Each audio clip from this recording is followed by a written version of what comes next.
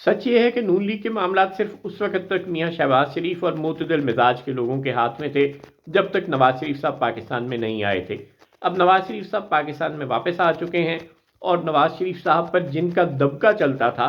यानी मियां शरीफ साहब और बेगम कुलसूम नवाज साहिबा, वो इस दुनिया में नहीं रहे। चौधरी शुजात हुसैन साहब और चौधरी निसार अली खान साहब जो नवाज शरीफ साहब को कुछ समझा लिया करते थे, वो अब नून लीग में नहीं रहे। अब मियां शहबाज शरीफ साहब की बात नवाज शरीफ साहब मजबूर हों बहुत ज़्यादा तो मान लेते हैं, वरना नहीं मानते। और नून लीग पर मुकम्मल तौर पर हॉक्स का कब्जा है, यानी मियां जावेद लतीफ़ जैसे उम्र रसीदा लोगों से लेकर मरियम नवाज़ और तलाल चौधरी और पूरी मरियम नवाज़ की जो टीम है, और बशमूल मरियम औरंगज़ेब साहिबा के, ये सब वो हॉक्स हैं जो हर वक्त तसादुम का रास्ता इख्तियार करते हैं। और हम सब जानते हैं कि जबली तौर पर मियां नवाज शरीफ साहब भी एक तसादुम पसंद इंसान है।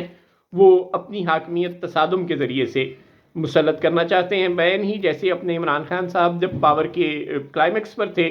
तो वो हॉक्स के नरगे में आ गए थे और तहरीक इंसाफ के जितने मुतदल मिजाज लोग थे वो दूर होते गए थे, और मुराद सईद साहब और कासिम सूरी साहब और इसी तरह के जो दीगर हॉक्स थे वो इमरान खान साहब के गिर्द इकट्ठे होते गए थे। नतीजा ये हुआ कि जब इस्टेब्लिशमेंट से लड़ाई हुई और 9 मई का सानिया हो गया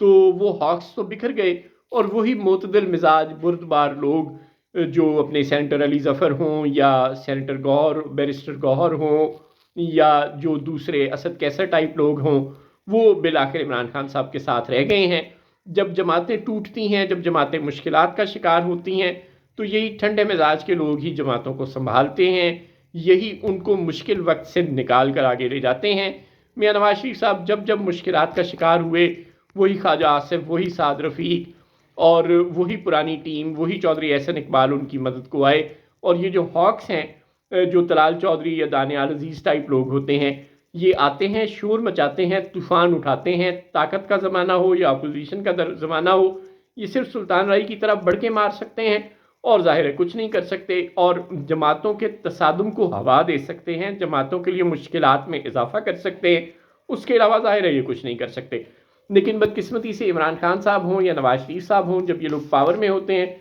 तो ये किसी की नहीं सुनते। और हॉक्स जब इन्हें कहते हैं कि फाड़ लो, हम किसी को नहीं छोड़ेंगे, आप घबराएं ना, हम ये कर देंगे, हम वो कर देंगे, सारे पत्ते हमारे हाथ में हैं, तो ताकत के घोड़े पर सवार हुक्मरान समझता है कि यही लोग मेरे मुफाद में हैं, ये लोग बिल्कुल ठीक कह रहे हैं, और वो उनकी बातें मान लेते हैं। अब अपने मियां जावेद लतीफ़ साहब कल तक यही फरमा रहे थे कि हम IPP के साथ सीट एडजस्टमेंट नहीं करेंगे। जैसे ही साइफर केस में सुप्रीम कोर्ट ने इमरान खान साहब और शाह महमूद कुरैशी साहब की ज़मानतें मंजूर की और ये कहा कि अवामी मुफाद इस बात में है कि वो इलेक्शन लड़ें, उन्हें इलेक्शन लड़ने दिया जाए, एंड लेट द पीपल जज। जो पाकिस्तान में 76 साल से तनाज़ा चल रहा है कि अवाम ही वो अदालत है, अवाम ही वो फैसला कुन अथॉरिटी हैं, जिन्होंने ये बताना है कि कोई आदमी अहल है या ना अहल है। अदालत या रावलपिंडी के पास ऐसा कोई इख्तियार नहीं है कि वो ये फैसला करे कि फ़लाँ शख्स अहल है या ना अहल है। लिहाजा जब आपने ये फैसला कर लिया कि अब अदालत ने उनको फिर मासूम करार दे दिया, तो फिर मरियम औरंगज़ेब साहिबा और मियां जावेद लतीफ़ साहब और ये सब हॉक्स एक मरतबा फिर निकल खड़े हुए हैं अदालतों के ख़िलाफ़ नारे लगाने।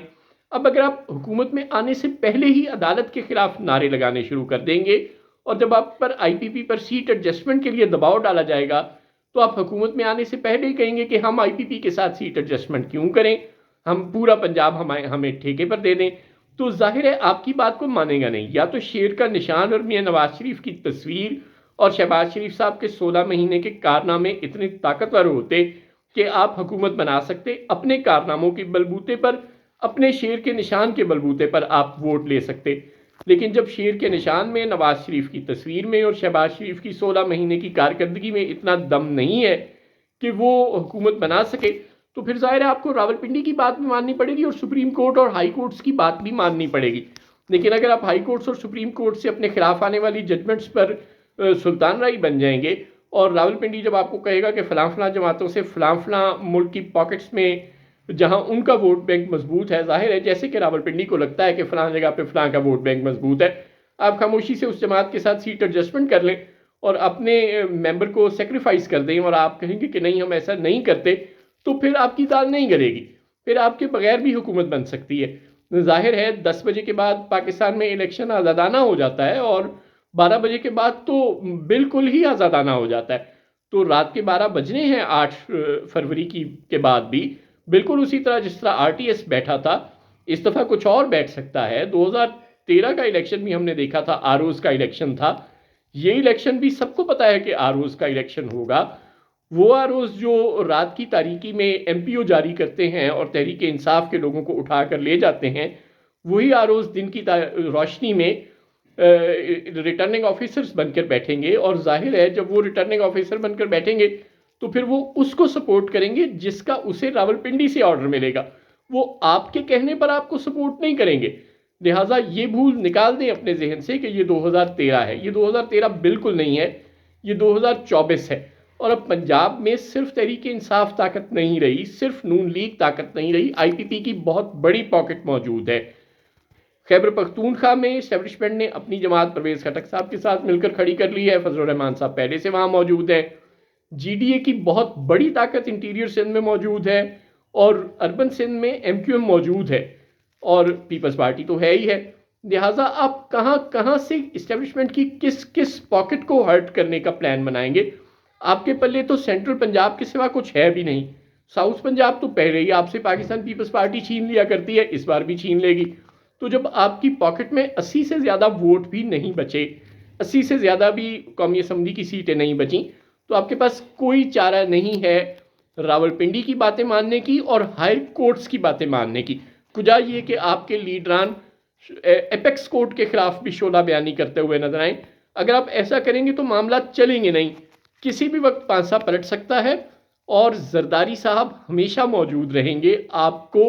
ٹف ٹائم دینے کے لیے۔ آپ جہاں جہاں غلطی کریں گے زرداری صاحب اس کا فائدہ اٹھانے کے لیے وہاں موجود ہوں گے۔ ابھی تو آپ صرف یہ بات سوچ کر خوش ہیں کہ آپ کو پریزیڈنسی زرداری صاحب کو دینی پڑے گی، لیکن یہ مت بھولیں کہ کسی بھی وقت آپ کو پرائم منسٹر ہاؤس بھی زرداری صاحب کو دینا پڑ سکتا ہے۔